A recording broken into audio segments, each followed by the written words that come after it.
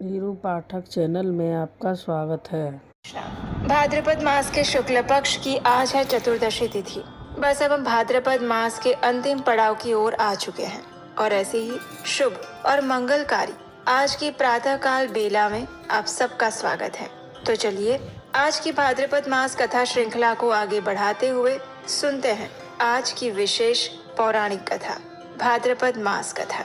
भीष्म देव ने कहा, हे ब्रह्मन, अब मैं तीर्थों का अद्भुत महात्म्य सुनना चाहता हूँ, जिसे सुनकर मनुष्य संसार बंधन से मुक्त हो जाता है। आप विस्तार से उसके विषय में कहिए। तब ऋषि पुलस्त्य ने कहा, हे राजन, ऐसे अनेकों पावन तीर्थ हैं जिनका नाम लेने से बड़े बड़े पातकों का नाश हो जाता है। तीर्थों का दर्शन करना, उसमें स्नान करना, वहाँ जाकर बार बार डुबकी लगाना और समस्त तीर्थों का स्मरण करना, ये मनोवांछित फल को देने वाले हैं। हे भीष्म, पर्वत, नदियाँ, क्षेत्र, आश्रम और मानस आदि सरोवर सभी तीर्थ कहे गए हैं, जिनमें तीर्थ यात्रा के उद्देश्य से जाने वाले पुरुष को पग पग पर अश्वमेघ आदि यज्ञों का फल होता है और उसमें तनिक भी संदेह नहीं है। भीष्म देव ने कहा, हे द्विजश्रेष्ठ, मैं आपसे भगवान श्री विष्णु का चरित्र सुनना चाहता हूँ। सर्व समर्थ और सर्वव्यापक भगवान विष्णु ने यज्ञ पर्वत पर जाकर वहां अपने चरण रखकर किस दानव का दमन किया था, ये सारी बातें मुझे बताइए। तब ऋषि पुलस्त्य जी कहते हैं, हे वत्स, तुमने बड़ी उत्तम बात पूछी है। प्राचीन सतयुग की ये बात है। बलिष्ठ दानवों ने समूचे स्वर्ग पर अधिकार जमा लिया था। इंद्र सहित संपूर्ण देवताओं को जीतकर उनसे त्रिभुवन का राज्य छीन लिया था। उसमें बाष्कली नाम का दानव सबसे बलवान था। उसने समस्त दानवों को यज्ञ का भोक्ता बना दिया। इससे इंद्र को बड़ा दुख हुआ। वे अपने जीवन से निराश हो गए और फिर उन्होंने सोचा कि ब्रह्मा जी के वरदान से दानवराज बाष्कली मेरे और संपूर्ण देवताओं के लिए युद्ध में अवध्य हो गया है, इसलिए मैं ब्रह्मलोक में जाकर ब्रह्मा जी की शरण लूंगा। ऐसा विचार करके देवराज इंद्र सभी देवताओं के साथ ब्रह्मा जी के पास गए। वहां जाकर उन्होंने ब्रह्मा जी से कहा, हे प्रभु, क्या आप हमारी दशा नहीं जानते? अब हमारा जीवन कैसे रहेगा? आपके वरदान से दैत्यों ने हमारा सब कुछ छीन लिया है। मैं दुरात्मा बाष्कली की सारी करतूतें पहले ही आपको बता चुका हूँ। हमारी रक्षा के लिए शीघ्र ही कोई उपाय कीजिए। ये सुनकर ब्रह्मा जी ने कहा, हे देवराज, मैं जानता हूँ मुझसे वरदान प्राप्त करके बाष्कली अत्यंत अभिमान से युक्त हो गया है। यद्यपि तुम लोगों के लिए वो अजेय है, फिर भी मैं समझता हूँ कि भगवान श्री विष्णु उसे अवश्य ही ठीक कर सकते हैं। ऐसा कहकर ब्रह्मा जी समाधि में स्थित हो गए। उनके चिंतन करने पर ध्यान मात्र से चतुर्भुज भगवान श्री विष्णु थोड़े ही समय में सबके देखते देखते वहां पहुंचे। जब भगवान वहां पर आया तो ब्रह्मा जी ने उनसे कहा, हे स्वामी, आपने यहाँ आकर मुझे दर्शन दिया, ये सबसे बड़ी कृपा है आपकी। जगत के लिए जगदीश्वर को जितनी चिंता है उतनी और किसको हो सकती है। हे प्रभु, विश्व के पालन का कार्य आपके ही अधीन है। इस इंद्र का राज्य बाष्कली ने छीन लिया है। चराचर प्राणियों के सहित त्रिलोकी को अपने अधिकार में कर लिया है। अब आप ही सलाह देकर इस सेवक की सहायता कीजिए।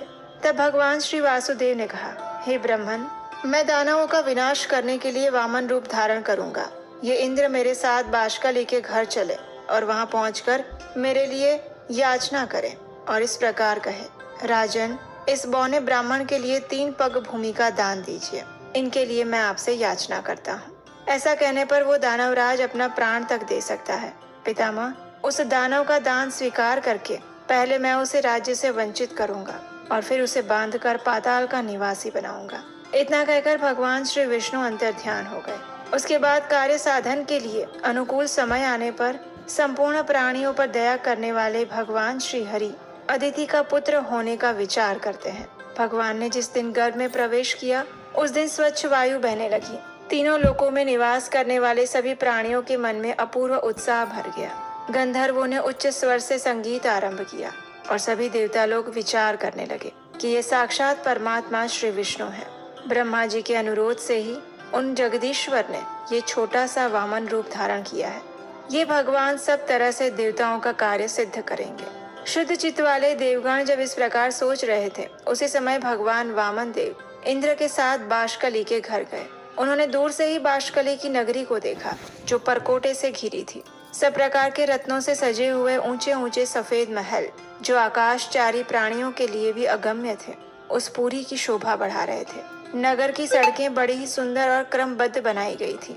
वहीं रहकर दानवराज बाष्कली चराचर प्राणियों सहित समस्त त्रिलोकी का पालन करता था। वो धर्म का ज्ञाता, कृतज्ञ, सत्यवादी और जितेंद्रिय था। सभी प्राणियों से सुगमता पूर्वक मिल सकते थे।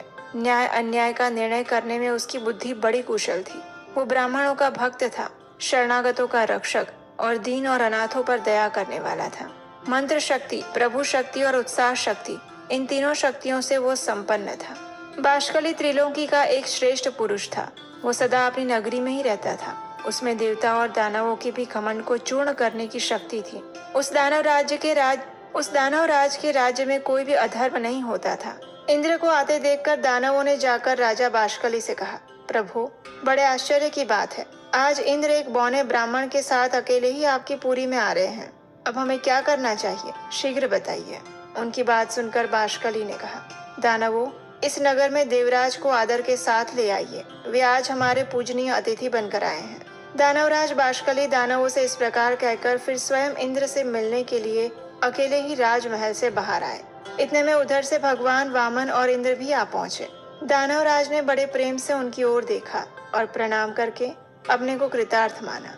और उस समय वे सोच रहे थे कि मेरे समान धन्य दूसरा कोई नहीं, क्योंकि आज मैं त्रिभुवन की राज लक्ष्मी से संपन्न होकर इंद्र को याचक के रूप में अपने घर पर आया देख रहा हूँ। ये मुझसे कुछ याचना कर। इंद्र को तो मैं अपनी पत्नी, पुत्र, महल, अपने प्राण भी दे दूं, फिर त्रिलोकी के राज्य की तो बात ही क्या। ये सोचकर उसने सामने आकर इंद्र को अंक में भरकर बड़े आदर के साथ गले लगाया और अपने राजभवन के अंदर ले जाकर अर्घ्य तथा आचमनीय आदि से उनका सम्मान किया। इसके बाद बाष्कली ने कहा, हे इंद्रदेव, आज मैं आपको अपने घर पर स्वयं आया देख रहा हूँ। इससे मेरा जन्म सफल हो गया। मेरे पास आपका आगमन किस प्रयोजन से हुआ है, मुझे ये सारी बात बताइए। तब इंद्र ने कहा, हे बाष्कली, मैं जानता हूँ दानव वंश के श्रेष्ठ पुरुषों में तुम सबसे प्रधान हो। तुम्हारे पास मेरा आना कोई आश्चर्य की बात नहीं है। तुम्हारे घर पर आए हुए याचक कभी विमुख नहीं होते। तुम याचकों के लिए कल्प वृक्ष हो। तुम्हारे समान दाता कोई नहीं और इसीलिए तुमसे याचना करता हूँ। याचक मैं नहीं, ये है। हे दानवेंद्र, अगर तुम्हें अभिष्ट हो तो इन वामन जी को 3 पग भूमि दान में दे दो।